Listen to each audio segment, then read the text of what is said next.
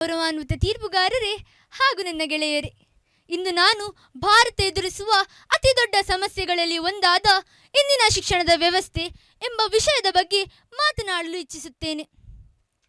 ಇಂದು ನಾನು ಇಲ್ಲಿ ನಿಲ್ಲಲು ಕಾರಣ ಒಂದು ಭಾಷಣ ಮಾಡಲು ಅಲ್ಲ, ಆದರೆ ಪ್ರತಿಯೊಬ್ಬ ವಿದ್ಯಾರ್ಥಿಯ ಹೃದಯದ ಮಾತು ಹೇಳಲು.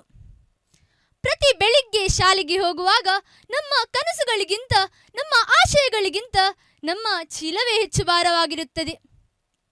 ಪಠ್ಯಪುಸ್ತಕಗಳ ನಡುವೆ ನಮ್ಮ ಆಸೆಗಳು ಧ್ವನಿಯನ್ನು ಕಳೆದುಕೊಳ್ಳುತ್ತವೆ. ಅಂಕಗಳಿಗಾಗಿ ಒದ್ದಾಡುವ ನಾವು ನಮ್ಮನ್ನೇ ಕಳೆದುಕೊಳ್ಳುತ್ತೇವೆ. ಆದರೆ ನನ್ನ ಪ್ರಶ್ನೆ ಏನೆಂದರೆ, ಶಿಕ್ಷಣ ಕೇವಲ ಅಂಕಗಳಿಗಾಗಿ ಸೀಮಿತವಾಗಿರಬೇಕೇ ಅಥವಾ ಬದುಕನ್ನು ಅರ್ಥ ಮಾಡಿಕೊಳ್ಳುವ ಪೂರಕವಾಗಿರಬೇಕೇ ಎಂಬುದು. ಇಂದಿನ ಶಿಕ್ಷಣದ ವ್ಯವಸ್ಥೆ ಕೇವಲ ಪಠ್ಯಪುಸ್ತಕ ಮತ್ತು ಪರೀಕ್ಷೆಗಳ ಸುತ್ತ ಮಾತ್ರ ತಿರುಗುತ್ತಿದೆ. ಪ್ರತಿ ಮಗು ವಿಭಿನ್ನವಾಗಿದ್ದರೂ ಒಂದೇ ಪರೀಕ್ಷೆ, ಒಂದೇ ಪಠ್ಯ, ಒಂದೇ ನಿಯಮ. ಇದು ನ್ಯಾಯವೇ? ಒಂದು ಮಗು ಪ್ರಶ್ನೆ ಕೇಳಿದಾಗ ಆ ಮಗುವನ್ನು ಪ್ರೋತ್ಸಾಹಿಸುವ ಜಾಗದಲ್ಲಿ ಅದನ್ನು ತಪ್ಪು ಎಂದು ಗುರುತಿಸಲಾಗುತ್ತದೆ. ಆದರೆ ಆ ಮಗು ಪ್ರಶ್ನೆ ಕೇಳಿಸುವುದನ್ನು ನಿಲ್ಲಿಸಿದ ದಿನ ನಮ್ಮ ಶಿಕ್ಷಣದ ವ್ಯವಸ್ಥೆ ಸೋತ ದಿನ. ಶಿಕ್ಷಣವೆಂದರೆ ಉನ್ನತ ಮೌಲ್ಯಗಳನ್ನು ಅಳವಡಿಸಿ ಬದುಕಿಗೆ ದಾರಿ ತೋರಿಸುವ ಶಸ್ತ್ರವಾಗಿರಬೇಕೇ ಹೊರತು ಅಂಕಗಳಿಗಾಗಿ ಓಡುವ ಚಕ್ರವಾಗಬಾರದು. ಇನ್ನೊಂದು ಗಂಭೀರ ಸತ್ಯವನ್ನು ನಾವು ಒಪ್ಪಿಕೊಳ್ಳಲೇಬೇಕು.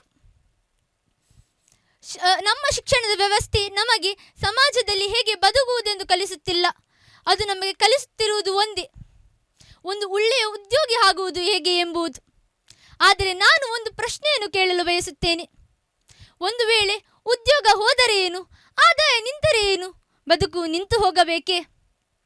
ನಮ್ಮ ಶಿಕ್ಷಣದ ವ್ಯವಸ್ಥೆ ನಮಗೆ ಪರೀಕ್ಷೆಯಲ್ಲಿ ಉತ್ತೀರ್ಣರಾಗಿ ಡಿಗ್ರಿ ಪಡೆದು ಒಬ್ಬರ ಕೆಳಗೆ ಕೆಲಸ ಮಾಡುವುದನ್ನೇ ಯಶಸ್ಸು ಎಂದು ಹೇಳುತ್ತದೆ. ಆದರೆ ಸ್ವಂತ ದಾರಿಯನ್ನು ನಿರ್ಮಿಸಲು ಕಲಿಸುತ್ತಿಲ್ಲ. ನಾನು ಒಂದು ಉದಾಹರಣೆಯನ್ನು ಹೇಳುವುದಾದರೆ, ನನ್ನ ತಂದೆಯ ಸ್ನೇಹಿತರು ಒಂದು ಒಳ್ಳೆಯ ಕಂಪನಿಯಲ್ಲಿ ಉದ್ಯೋಗವನ್ನು ಮಾಡುತ್ತಿದ್ದರು. ಆದರೆ ದುರಾದೃಷ್ಟವಾಗಿ ಒಂದು ರಾತ್ರೋರಾತ್ರಿ ಆ ಕಂಪನಿ ಮುಚ್ಚಲ್ಪಟ್ಟಿತು. ಒಂದು ಕ್ಷಣದಲ್ಲಿ ನನ್ನ ತಂದೆಯ ಸ್ನೇಹಿತರ ಉದ್ಯೋಗ ಹೊರಟು ಬಿಟ್ಟಿತು. ಈ ಸಮಯದಲ್ಲಿ ಅವರಿಗೆ ಉದ್ಯೋಗ ಮಾಡಲು ಬರುತ್ತಿತ್ತು. ಆದರೂ ಸಹ ಅವರಿಗೆ ಕಾಡಿದ ಒಂದೇ ಒಂದು ಪ್ರಶ್ನೆವೆಂದರೆ, ತಾನು ಬೇರೆ ಯಾವುದಾದರೂ ಆದಾಯವನ್ನು ಗಳಿಸಲು ಶಕ್ತನೇ, ತನಗೆ ಬೇರೆ ಯಾವುದಾದರೂ ಉದ್ಯೋಗ ಮಾಡಲು ಕೌಶಲ್ಯವಿದೆಯೇ ಎಂದು.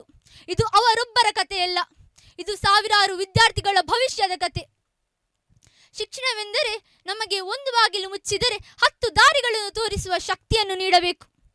ನಮ್ಮ ಶಿಕ್ಷಣದ ವ್ಯವಸ್ಥೆ ನಮಗೆ ಉದ್ಯೋಗವನ್ನು ಅಳವಡಿಸಿಕೊಳ್ಳಲು ಕಲಿಸುತ್ತಿದೆ ವಿನಃ ಉದ್ಯೋಗ ಹೋದ ಮೇಲೆ ಏನು ಮಾಡಬೇಕು ಎಂದು ಕಲಿಸುತ್ತಿಲ್ಲ.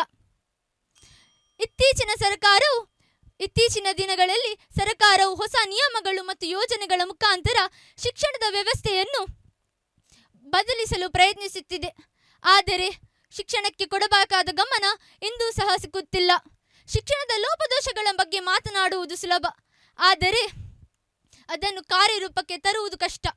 ಈ ನಿಟ್ಟಿನಲ್ಲಿ ಸರ್ಕಾರವು, ಶಾಲೆಗಳು, ಶಿಕ್ಷಕರು, ಸಮಾಜವು ಎಲ್ಲರೂ ಒಂದೇ ಮನಸ್ಸಿನಿಂದ ಕೆಲಸ ಮಾಡಿದಾಗ ನಮ್ಮ ಶಿಕ್ಷಣದ ವ್ಯವಸ್ಥೆಯಲ್ಲಿ ನಿಜವಾದ ಬದಲಾವಣೆಯು ಕಾಣಬಹುದುವೆನ್ನುತ್ತಾ ಮುಂದಿನ ಪೀಳಿಗೆಗಾದರೂ ತಾವು ಬಯಸುವಂತಹ ಶಿಕ್ಷಣ ಸಿಗಲಿ ಎಂಬ ಆಶಯದೊಂದಿಗೆ ನಾನು ನನ್ನ ಮಾತನ್ನು ಮುಗಿಸಲು ಬಯಸುತ್ತೇನೆ. ಧನ್ಯವಾದಗಳು.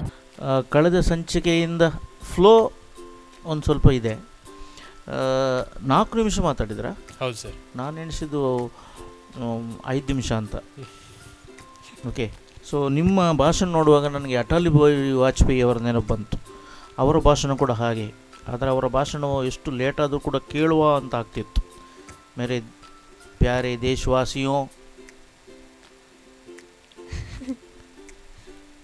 आपको देख के मुझे बहुत खुशी हो रही है. ಅವರ ಭಾಷಣ ಕೇಳುವಂತ ಆಗ್ತಿತ್ತು, ನಿನ್ನ ಭಾಷಣ ಕೂಡ ಕೇಳುವಂತ ಆಗ್ತಿತ್ತು. ಆದರೆ 41 ಬಾರಿ ನಾನು ಲೆಕ್ಕ ಮಾಡಿದ ಪ್ರಕಾರ 41 ಅಷ್ಟು ಸರಿ ಬಾಯಿ ಮುಚ್ಚಿದೆ ನೀನು. ಅಂದರೆ it is mannerisms to remember the second sentence, ಬಾಯಿ ಎಂತಲ್ಲ.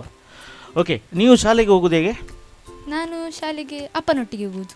ಅದು ಹೇಗೆ ಅಂತ? ನಡ್ಕೊಂಡ, ಓಡಿಕೊಂಡ? ಇಲ್ಲ, ಕಾರಲ್ಲಿ ಹೋಗೋದು. ಓಕೆ, ನಿಮ್ಮ ಭಾಷಣದ ಇದು ಆರಂಭ ಆಗೋದು ಹೇಗೆ ಅಂದರೆ, ಜನರ ಕನಸಿಗಿಂತ, ಮಕ್ಕಳ ಕನಸಿಗಿಂತ ಅವರ ಶಾಲಾ ಬ್ಯಾಗುಗಳ ಭಾರವೇ ಹೆಚ್ಚು ಅಲ್ವಾ? Yes sir. ಬ್ಯಾಗಿನ ಭಾರ ಈಗಿನ ಮಕ್ಕಳಿಗೆ ಗೊತ್ತಿಲ್ಲ, ರಸ್ತೆ ದಾಟಲಿಕ್ಕೆ ಗೊತ್ತಿಲ್ಲ, ನೀರನ್ನು ದಾಟಲಿಕ್ಕೆ ಗೊತ್ತಿಲ್ಲ. ಇದೇನು ಇಲ್ಲದ ಭಾಷಣದಲ್ಲಿ ವಿಷಯ ಬಂದಿದೆ. ಭಾರಿ ಖುಷಿ ಆಗುತ್ತೆ. ಯಾರು ಚೀಲದ ಭಾರವನ್ನು ಎತ್ಕೊಂಡು ಹೋಗ್ತಾರೆ ಅವರಿಗೆಲ್ಲ ನೆನಪಾಗ್ಬೋದು. ನಿಮ್ಮದು ಶಾರ್ಪ್ ವಾಯ್ಸ್ ತುಂಬ ಚೆನ್ನಾಗಿದೆ, ಅದು ನೇರವಾಗಿ ರೀಚ್ ಆಗ್ತದೆ ಮತ್ತು ಮೈಕಲ್ಲಿ ತುಂಬ ಚಂದವಾಗಿ ಕೇಳ್ತದೆ. It's very catchy, it's coming directly to us. ತುಂಬ ಖುಷಿ ಆಗ್ತದೆ ನಿಮ್ಮ ವಾಯ್ಸ್ ಕೇಳುವ ಅಂತ. Okay, that's number 1. I want to ask you, ನೀವು ಏನಾಗಬೇಕಂತಿದ್ದೀರಾ? What you want to be? Actually I wanted to be a business woman sir. ವಾಹ್, okay.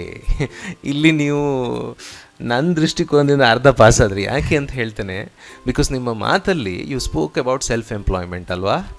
Self employment ಬಗ್ಗೆ ಮಾತನಾಡಿದ್ರಿ. ಉದ್ಯೋಗ ಹೋದರೇನು ಬದುಕೇ ಹೋದಂತೆ, ಹಾಗೇನೋ ಒಂದು ಸೆಂಟೆನ್ಸ್ ಬಂತು ಅಲ್ವಾ? ಈಗ ಆ್ಯಕ್ಚುಲಿ ಆಗ್ತಾ ಇರೋದು ಅದೇ.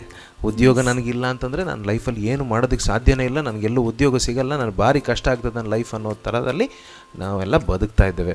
ಬಟ್ ಬಿಸ್ನೆಸ್ ವುಮೆನ್ ಅಂತ ಹೇಳೋದಿದೆಯಲ್ಲ, it is nothing but self employment. ನೀವು ಬಿಸ್ನೆಸ್ ಮಾಡ್ತೀರಿ, ಅದರ ಪ್ರಾಫಿಟು ನಿಮ್ಮದೇ, ಅದರ ಲಾಸು ನಿಮ್ಮದೇ, ನೀವು ಬಾಸು ನೀವೇ.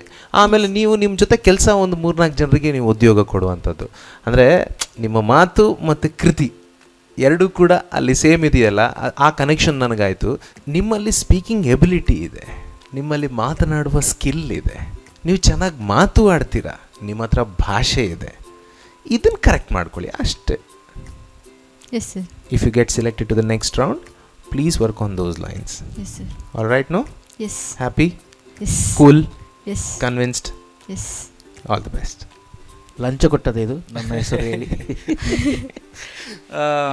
ಸ್ವಲ್ಪ ಇಂಪ್ರೂವೈಸ್ ಮಾಡಬೇಕು ಹಿತ.